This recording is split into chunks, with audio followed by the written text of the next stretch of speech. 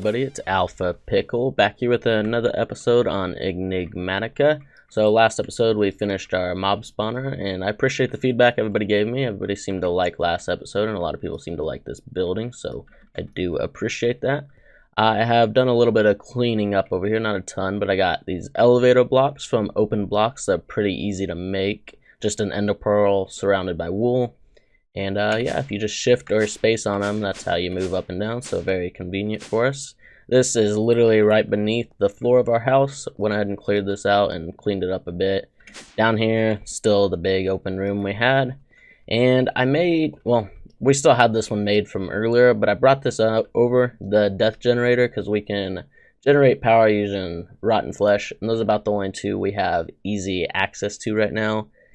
Completely automated just off that mob farm. The only other one I think we could use is the ender pearl generator, but that farm's really not getting us enough ender pearls, and we're not using the power right now anyways, so we are not gonna use that one. But I built this, or placed this death generator, and when you place the rotten flesh in it, it adds this particle right there, you'll see. And if you go into that, it tells you something's gonna summon the specter of death.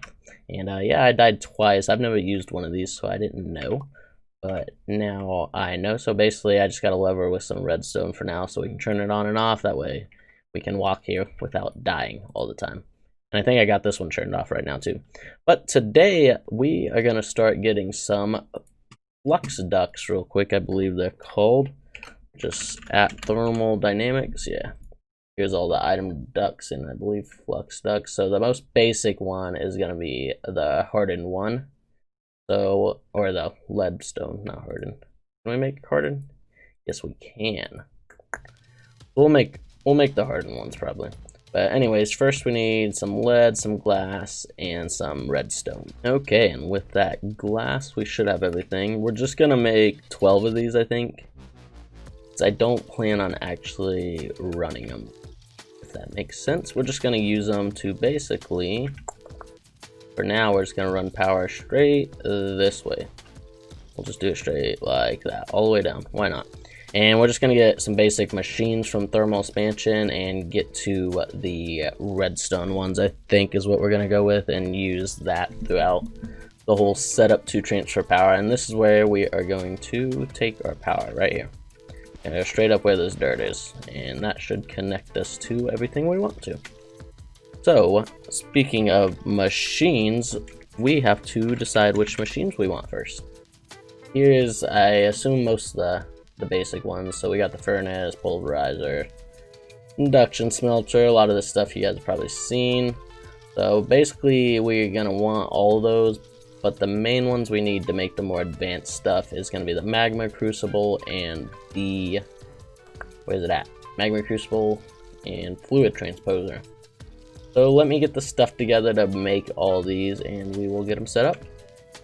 Okay, I am back. I believe I got us everything we need for these. So first thing we need to do is make these machine frames, which hopefully I brought enough last, but basically, that's what it takes. The tin gears just take 4 tin, makes 1 gear. Same with the copper gears, they just take 4 copper. Invar is the same, just 4 invar.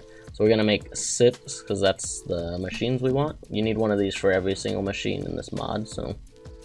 Then we're gonna make the redstone furnace, just like that, just 2 brick, a couple more of the copper gears, some redstone, that machine frame. And then also all these machines use the redstone reception coil, which just is gold surrounded by redstone. Well, 2 pieces of redstone dust. Pretty cheap stuff. So there is our first redstone furnace.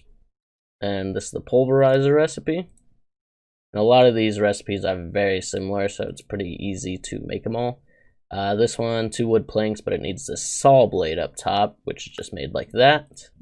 Let's get that. And then sawmill. I think that was one of the ones I planned on making. I hope so. Otherwise, I miscounted. Planned on making 6 machines. So, induction smelter. And that is going to be it until we get us some hardened glass. So we'll just put them in kind of order. It doesn't really matter. We're going to move all these up top, by the way, so don't worry about how ugly it is and stuff down here.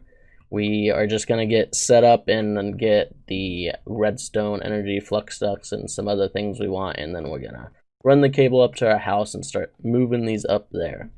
So now that all these things should have power, I think this has to be on for it to drain power. Yep.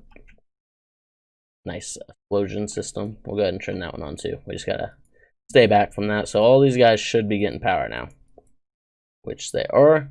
The first thing we are going to do is throw our obsidian in the pulverizer to get obsidian dust, which I just now remembered we are going to need some lead as well. So actually, we're just going to do one for now so you guys can see how it works. There we go. That should be enough. And then you can throw... Okay, so you got to turn that off because that's a special slot we're not going to use, at least right now. We need to put the lead in and full 4 pulverized obsidian, and that is how we are going to get our very first hardened glass, which is a mid-tier item, so to say, in thermal expansion, and it is used for a lot of items, so you definitely need a lot of it eventually. So as soon as that pulverize is done with that, we'll throw our obsidian in there. But for now, let's go finish our machine crafting. The reason we needed that hardened glass is to make the magma crucible. So that's the recipe for that one. This guy takes a lot of power and is pretty slow, honestly, in the beginning. So I don't think our power is going to do very well for it. And the last thing we want is the fluid transposer. So basically, the magma crucible is used to melt things into liquid, as you might have guessed. And then this uses the fluids for lots of different things. You can basically infuse items with fluids. So like our redstone energy flux duct, for instance, we need redstone, which we melt in the magma crucible, and we need to put it into the flux duct that is empty to make it the actual one that works. So, and then you just make the frame basically. That's how a lot of this stuff works. I believe that's how you make the energy cell too. Maybe not. I thought you used to have to fill this up with redstone, but I guess you don't. But there's a lot of recipes, so we will use it, that's for sure. We're going to space these ones out a little more, because why not? And again, these guys are going to use a lot of energy. So as you can see, this one holds 150,000 just starting off, whereas these ones, that one's 30,000 as well. These ones don't use a ton. Ooh, I almost stepped too close, totally forgot. Yeah, we already drained all that power we had, so... That is okay though. We'll get some energy cells, which are basically the batteries, here in just a moment. But we're somewhat set up now, so to say. So now I think I am going to craft us. Do I want to start crafting the flux ducts? They're going to be kind of time consuming, just due to the redstone and our power issue. So maybe I'll craft an energy cell, or I was gonna say 2, but it holds 2 million RF. So I think I'll just craft 1 energy cell, and then by the end of this episode, hopefully it'll be charged up by these 2 bad boys. And once that's charged up, we'll start crafting the rest. So I will be back. I got the energy cell, so I was just gonna show you guys a little bit on how this bad boy works. So that's basically our battery in this mod. So all these inventories have the configuration right here, and then a couple other things: redstone control, and then augmentation, which we'll get to later. And then the configuration is probably the most important one for the most part in the beginning. So if you shift left click this middle one, it puts everything at basically neutral, so it doesn't do anything. It won't output energy, it won't take in any energy. So as you see, we're just at 365,000, not moving. So since this is the front face, because we've placed it that way, you can rotate it any way you want using the wrench, or just placing it how you want to. On the left side, if we put it on blue, it'll input energy. As you see, blue input, orange output. And then on the right, if we put it on orange, it's going to output the energy to our machines. So that's what we'll have it set up for now, because we are still running a couple things. Once these are all full, once this is done running and this one gets filled up, it will start building up a lot of power. So, and once that gets full, hopefully that'll last long enough for us to melt a decent amount of redstone and such. Okay, that redstone should be melted. Where'd our machines go? Just kidding. I have moved them already. So this is our little basement slash gonna be our thermal expansion room. And I set it up quite strangely. This is not your typical setup usually for machines. Generally, most people just set all these in a line, all the thermal machines or whatever they are, and just put a power cable underneath. So like our flux ducts we were using earlier, just put those underneath and connect them all. That way everything's getting power. I decided to go a bit overkill this time. This mod pack's pretty easy to get resources, and I thought it would look cool. So we actually have our energy cells beneath every single one of these. We have them set up so energy's coming from the bottom, I believe. Yeah, I think that's the bottom. And outputting up top. So we have pipes under, or flux ducts underneath those, giving it power, and it's just run downstairs from where our generators are at.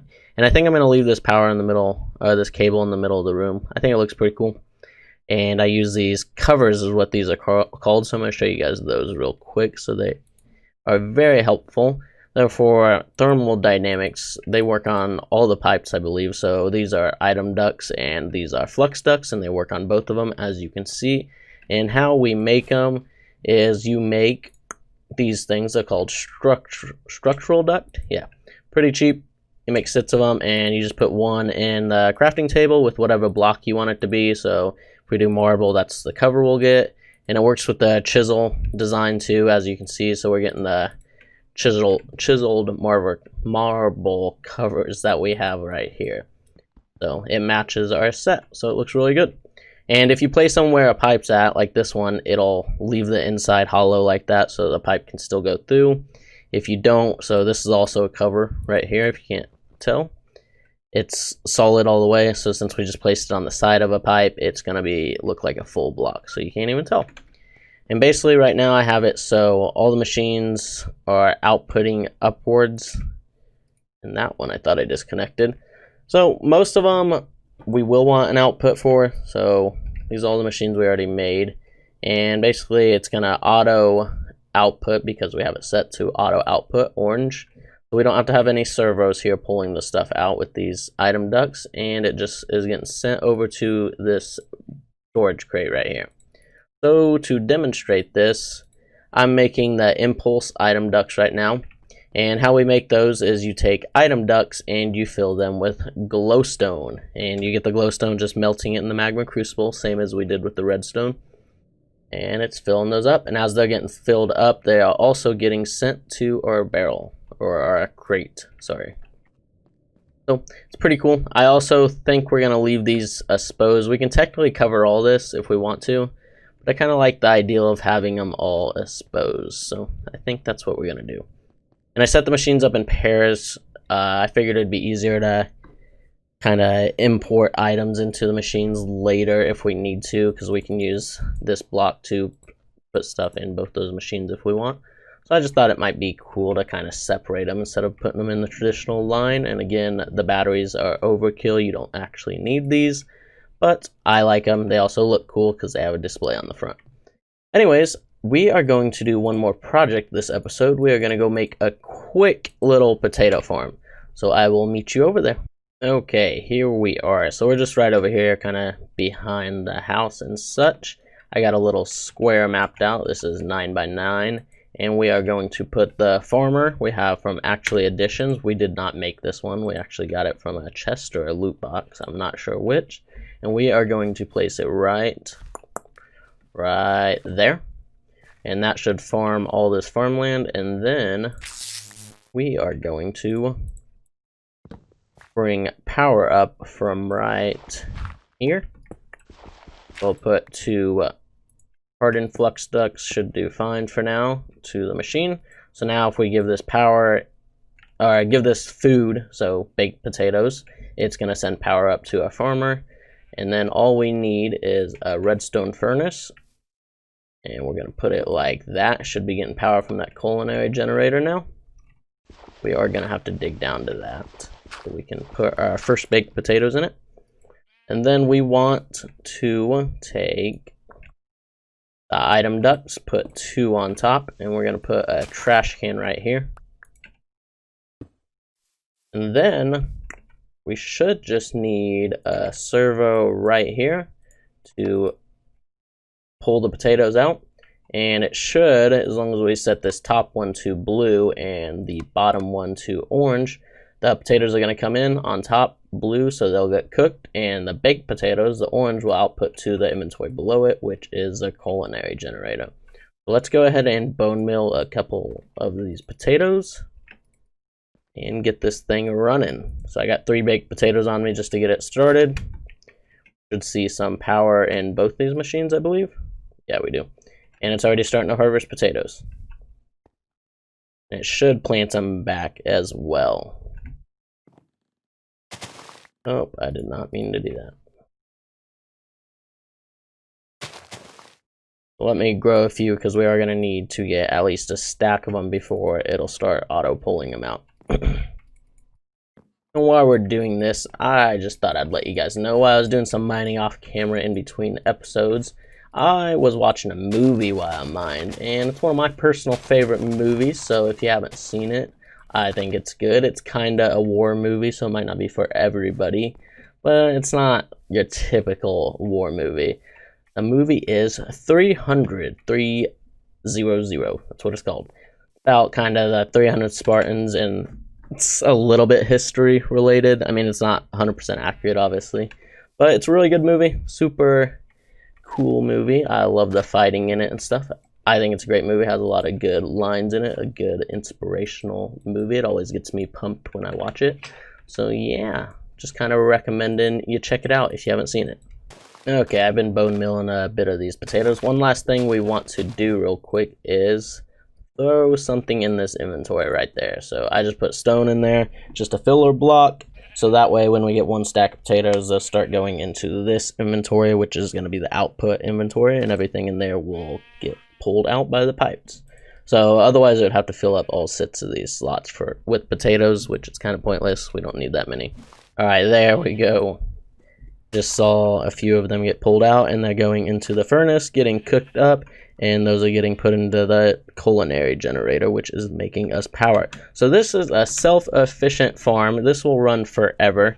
There's some things we can do to speed it up, which we will probably work on next episode. Next episode, we'll most likely get a little bit more started in the actual additions mod, because one of the things we want to make for this farm is the greenhouse glass, because that'll speed up the growth of the crops quite a bit, and it takes some of the stuff from the actually additions mod to make. So we'll have to get that started. Not too bad, although it does take a lot of power. And then once we get that set up, we will also change this. I just put this down for now so it's self-efficient and start running. Obviously, we're going to be making a lot more potatoes than this is using, so we need to pull all the extra baked potatoes out and do something with them. So that is another thing we will have to do. And here's the basement again. It's just right down here. Probably finish that up in between episodes. One last thing before we finish this episode, actually 2 things, is the Tinker's Construct smelteries over here I got going. They're way overkill. I haven't really showed them off because I'm not too happy with them. I was using extra utilities pipes, and I'm going to change all this out now that we're more set up with thermal expansion, and I'm going to get the better pipes and such.